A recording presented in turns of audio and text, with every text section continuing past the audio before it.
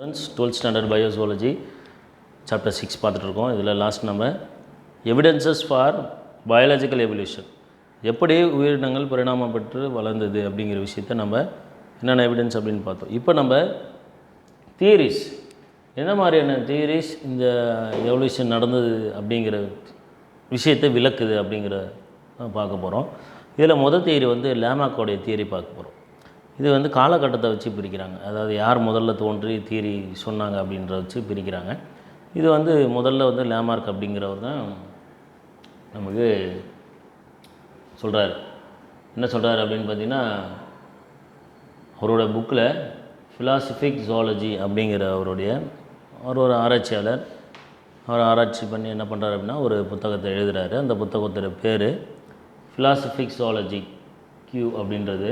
இது வந்து மாற்று மொழியில் இருக்குது, கிரேக்க மொழியில் இருக்கும், ரைட்? அதனால் இப்படி இருக்குது, ரைட்?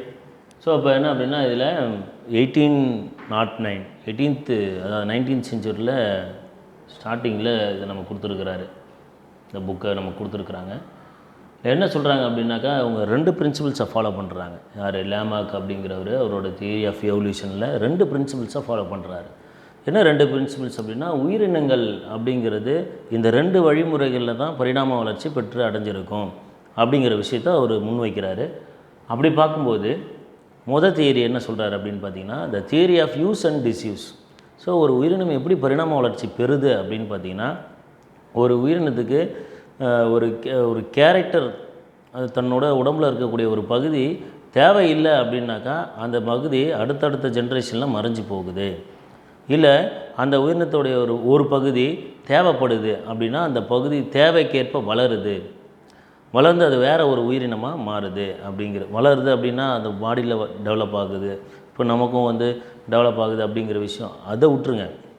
நீங்கள் வளருது அப்படிங்கிறதுனா என்ன அப்படின்னு பார்த்தீங்கன்னா, தொடர்ந்து பயன்பாட்டில் இருக்கக்கூடிய ஒரு பகுதி. இப்போ ஜிராஃபி அப்படிங்கிற எடுத்துக்கோங்க, உதாரணத்துக்கு ஜிராஃபி அப்படின்னு எடுத்துக்கோம். அது சாதாரண ஒரு ஆடு மாதிரி தான் இருந்திருக்கும், இல்லை ஒரு ஹார்ஸ் மாதிரி தான் இருந்திருக்கும். அதுக்கு மட்டும் ஜிராஃபிக்கு மட்டும் எப்படி கழுத்து நீண்டு போச்சு? என்ன காரணம் அப்படின்னு பார்த்தீங்கன்னா, அந்த காலகட்டத்தில் வறட்சி ஏற்பட்டிருக்கலாம். வறட்சி ஏற்பட்டதுனால தட் மீன்ஸ் இல்லை பாப்புலேஷன் அதிகமாக இருந்திருக்கலாம். இல்லை அந்த மரச்செடி கொடிகள் அப்படின்னு சொல்கிறோம் இல்லையா, அந்த செடிக்கு வகைகள்லாம் அழிஞ்சு போய் மரம் மட்டும் இருந்திருக்கலாம். அப்போ அந்த இலைகளுக்காக அது தாவி என்ன பண்ணியிருக்கலாம், இலைகளை பிரிச்சிருக்கலாம்.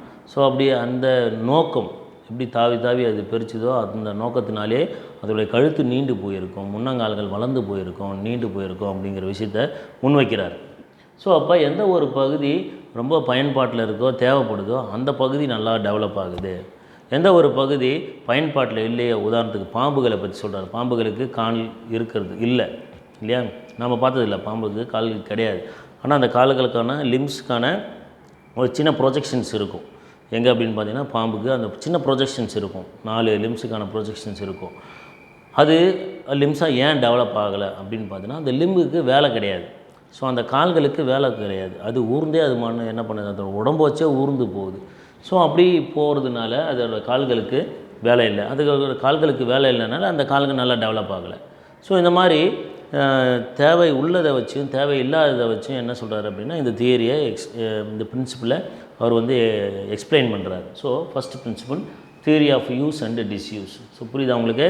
ரெண்டாவது theory of inheritance of acquired characters. Theory of inheritance of acquired character. இன்ஹெரிட்டன்ஸ்னால் என்ன? இன்ஹெரிட்டன்ஸ் அப்படின்னு சொல்லும்போது அது அடுத்தடுத்த ஜென்ரேஷனுக்கு பரவி போகிறது தான் இன்ஹெரிஷன் அப்படின்னு சொல்கிறோம் இல்லையா. அப்போ அக்வயர்ட் கேரக்டர்னால் என்ன? அப்போ எனக்கு ஒரு கேரக்டர் கிடையவே கிடையாது, ஆனால் இப்போ இந்த என்விரான்மெண்டல் சுச்சுவேஷன் மூலமா எனக்கு அந்த கேரக்டர் எனக்கு புதுசாக வந்திருக்கு. என்னுடைய பரம்பரையில் அந்த கேரக்டரே கிடையாது, ஆனால் அந்த கேரக்டர் எனக்கு இப்போ இருக்கக்கூடிய சுற்றுச்சூழலை வச்சு பார்க்கும்போது அந்த கேரக்டர் எனக்கு புதுசாக வருது. சரியா? உதாரணத்துக்கு எனக்கு என்ன சொல்கிறாங்க அப்படின்னா, இந்த நான் வந்து தரையிலே வாழ்ந்துட்டு இருந்தேன் அப்படின்னு வச்சுப்போம். ஒரு உயிரினம் தரையிலே வாழ்ந்துட்டுருக்கு, திடீர்னு வந்து என்ன மூடிக்கிச்சு, என்ன கடல் தண்ணி அந்த மாதிரி வந்து வாட்டர் வந்து மூடிக்கிச்சு. அந்த உயிரினம் ஒன்று நீந்த தெரிந்தால் தான் பிழைக்க முடியும், அப்படி இல்லைன்னா அது தண்ணியில் மூழ்கி சாக வேண்டியதுதான். அதுக்கு நீந்தவும் தெரியுது. ஸோ அப்படி தொடர்ந்து நீந்திக்கிட்டே இருந்து நீந்தக்கூடிய பழக்கம் அதுக்கு விரைவாக அதனுடைய சந்ததியில் நீந்தக்கூடிய பழக்கம் புதுசாக பாடியில் டெவலப் ஆகுது. சரியா? அப்போ அதுக்கு அடுத்தா வரக்கூடிய அதனுடைய ஜென்ரேஷனில் தட் மீன்ஸ் அந்த உயிரினத்துடைய அடுத்த ஜென்ரேஷனுக்கு நீந்தத்துக்கு தானாகவே கற்றுக்குது அப்படின்னு பார்த்திங்கன்னா அந்த நீந்துதல் அப்படிங்கிற அந்த குணாதிசயம் என்ன ஆகுது அப்படின்னு பார்த்தீங்கன்னா இந்த சந்ததியிலேருந்து அடுத்த சந்ததிக்கு போயிருக்கு. எப்படி போயிருக்கு? ஒரு சுற்றுச்சூழல் மாற்றத்தினால. சரியா? அதான் நீந்துதல் அப்படிங்கிற ஒரு குணம் அக்வயர்டு கேரக்டர். ஸோ அந்த அக்வயர்டு கேரக்டர் அடுத்த ஜென்ரேஷனுக்கு போகுது. அதுதான் இன்னெரிட்டன்ஸ் ஆஃப் அக்வயர்டு கேரக்டர் அப்படின்னு சொல்கிறாங்க. புரியுதா? ஸோ இந்த 2 தியரி தான் லாமார்க் முன் வைக்கிறார். ரைட்? இப்போது லாமார்க்குடைய தியரி சரிதானா அப்படிங்கிறத அதுக்கு பின்னால் நிறைய பேர் ஆராய்ச்சி பண்ணுறாங்க. நிறைய பேர் சோதனை பண்ணுறாங்க. அவர் சொன்னது சரியாக இருக்குமா, சரி நம்ம ஒரு சோதனை பண்ணி பார்ப்போம் அப்படின்னு சொல்கிறாங்க. ஸோ அதான் அப்ஜெக்ஷன்ஸ் டு த லாமார்க்கிசம். ஸோ இதில் ஆகஸ்ட் வெய்ஸ்மேன் அப்படிங்கிறவர் ரொம்ப முக்கியமான நபர். அவர் ஜெர்ம் பிளாசம் தியரி சொன்னவர். இந்த ஆகஸ்ட் வெய்ஸ்மேன் அப்படிங்கிறவர் என்ன சொல்கிறார் அப்படின்னா, கிடையாது, யார் லாமார்க் சொன்னது தப்பு, இன்னெரிட்டன்ஸ் ஆஃப் அக்வயர்டு கேரக்டர்ஸ் அப்படிங்கிறது எக்ஸ்பெரிமெண்டலாக நான் பண்ணுறேன், எக்ஸ்பெரிமெண்ட்லாம் வரமாட்டுது, அது தப்பான ஒரு பிரின்சிபல் அப்படின்னு சொல்கிறாரு. எப்படி சொல்கிறாரு? அவர் மைஸ் வெள்ளை எலி அப்படின்னு சொல்கிறாரு, அந்த மாதிரி எலியை எடுத்துக்கிறாரு. எடுத்துக்கிட்டு என்ன பண்ணுறாரு, ஒரு ஜென்ரேஷன் எடுக்கிறாரு, கட் பண்ணுறாரு, வாழை கட் பண்ணுறாரு, மேட்டிங் பண்ண விட்றாரு. மறுபடியும் அடுத்த ஜென்ரேஷன் எலி வருது, வால் வருது, அதையும் கட் பண்ணுறாரு. தொடர்ந்து 20 ஜென்ரேஷனாக அந்த மைஸோடைய வாழை கட் பண்ணிக்கிட்டே இருக்கிறாரு. ஸோ இந்த மாதிரி கட் பண்ணிக்கிட்டே இருக்கும்போது 20 ஜென்ரேஷன் முடிஞ்சு 21வது ஜென்ரேஷனில் மைஸ் டெவலப் ஆகுது, அதோட குட்டி போடுது. பட் 20 ஜென்ரேஷனாக வால் இல்லாமல் இருந்தது, அதோட அக்வயர்டு கேரக்டர் தானே இல்லையா? ஸோ வால் இல்லாமல் இவரே ஒரு கண்டிஷன் ஏற்படுத்தினார்ல, வெட்டி ஒரு கண்டிஷன் ஏற்படுத்தினார்ல, அது அக்வயர்டு கேரக்டர் தானே. அது அடுத்து 21வது ஜென்ரேஷனில் வால் இல்லாமல் தானே வரணும் மைஸுக்கு, ஆனால் அப்படி வரல. 21வது ஜென்ரேஷனில் வால் டெவலப் ஆகுது. ஸோ இதை வச்சு சொல்கிறாரு என்ன, நான் ஒரு என்விரான்மெண்ட் கிரியேட் பண்ணேன் இந்த மைஸுக்கு, அது உங்கள் தியரி படி பார்த்தாக்கா 21வது ஜெனரேஷனில் வால் இல்லாமல் தான் வரணும், ஆனால் 21வது ஜென்ரேஷனில் வாலோடு வருது. அப்போ நீங்கள் சொன்ன தியரி சரியில்லை, தப்பு அப்படின்னு அப்ஜெக்ஷன் பண்ணுறார். சரியா? ஸோ அதுலேருந்து ஒரு விளக்கம் சொல்கிறார். என்ன சொல்கிறார் அப்படின்னா, ஸ்டொமோட்டோபிளாசம் பாடி செல், வால் அப்படிங்கிறது ஒரு பாடி பார்ட்ஸ் இல்லையா, ஸ்டொமட்டிக் பார்ட், அது ஒரு ரீப்ரொடக்டிவ் பார்ட் கிடையாது. ஸோ டெய்ல் அப்படிங்கிறது ஒரு ஸ்டொமாட்டிக் part.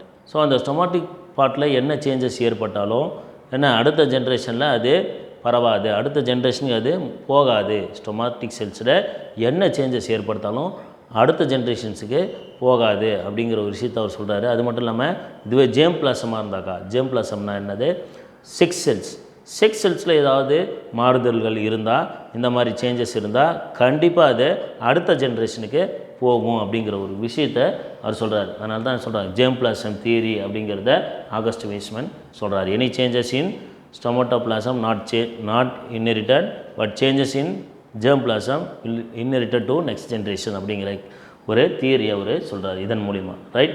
So objection to Lamarckism என்ன தவறாக சொன்னதாக சொல்கிறாங்க, இன்னெரிட்டன்ஸ் ஆஃப் அக்வயர்டு கேரக்டர் நடக்கலை, அது ஒரு தவறான கூற்று அப்படிங்கிறத சொல்கிறாங்க இல்லையா? அடுத்தது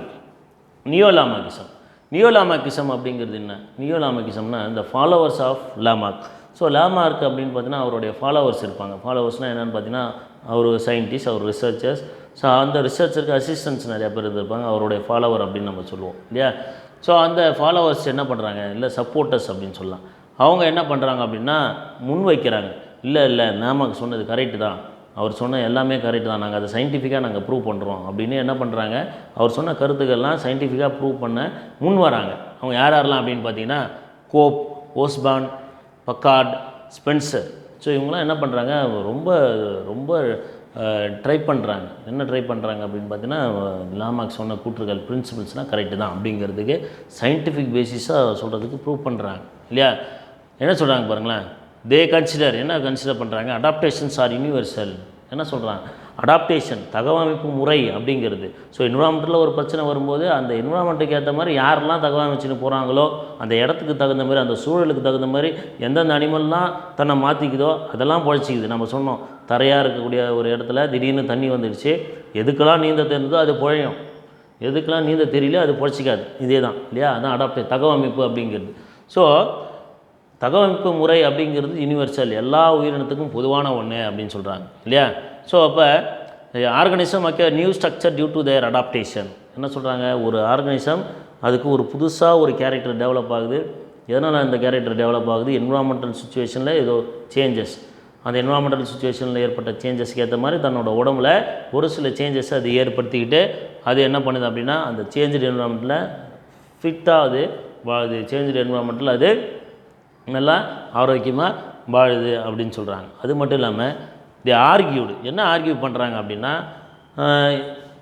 அதாவது இந்த என்விரான்மெண்டல் கண்டிஷன் ஸ்டொமாட்டிக் செல்ஸை சேஞ்ச் பண்ணுமா, அந்த ஸ்டொமாட்டிக் செல்ஸில் ஏற்பட்ட சேஞ்சு பிளட்டு வழியாக செக்ஸ் செல்ஸுக்கு போகுமா, பிளட் வழியாக செக்ஸ் செல்லுக்கு போயிட்டு அந்த செக்ஸ் செல்லேருந்து அந்த சேஞ்சஸ் என்ன அடுத்த ஜென்ரேஷனுக்கு அந்த சேஞ்சஸ்லாம் ஆட்டோமேட்டிக்காக அடுத்த ஜென்ரேஷனுக்கு பாஸ் அவுட் ஆகும் அப்படிங்கிற ஒரு விஷயத்தை இவங்க ஆர்கியூ பண்ணுறாங்க. எப்படி ஆர்கியூ பண்ணுறாங்க பாருங்கள்.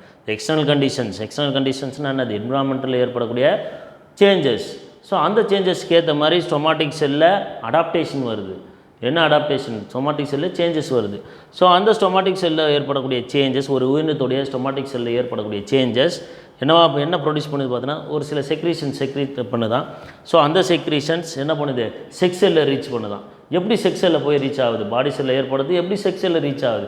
எப்படி செக்ஸ் செல்லில் ரீச் ஆகுதுன்னா it will reach sex cell by means of blood மூலிமா என்ன பண்ணுது? செக்ஸ் செல்லில் ரீச் ஆகுது. அப்படி செக்ஸ் செல்லில் ரீச் ஆகிட்டு அது அடுத்த சந்ததி உயிரினத்துக்கு என்ன பண்ணுது?